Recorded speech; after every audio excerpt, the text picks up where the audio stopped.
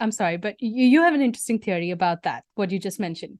You said that once you see adoption by the single family home industry, that's when it's it proves that you can see its value, or it's proven that it's a worthy product with a lot of potential. Why is that? Is it just the scale, the number of homes that we build, number of single family homes that we build?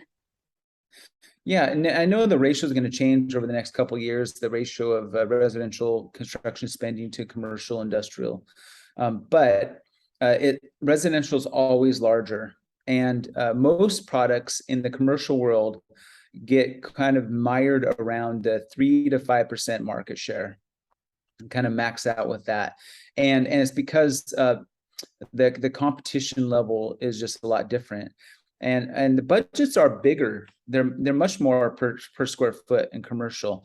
When you get to single family, things that what you're competing with is a lot more. So if you can break into this, if your product category can break into single family, then you know it has that, like you said, that value because now it's Budgets are tighter, and right. you have to prove it on a very much larger scale than you would at commercial. That's very Right. interesting. Because that's part of crossing the chasm to that early majority is you have to get some, maybe not price, but combined cost compression and another catalyst to really make it to that early majority. And when you can do that in single family, it's a bigger market.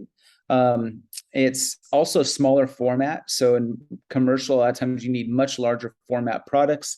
So you can actually it can be a really interesting market for what previously was viewed as a commercial assembly or product going into single family residential. We've seen that work really well over the last 30 or 40 years with certain products. It has to get to the point where any product category coming into residential has to get to the point where it's fairly prescriptive.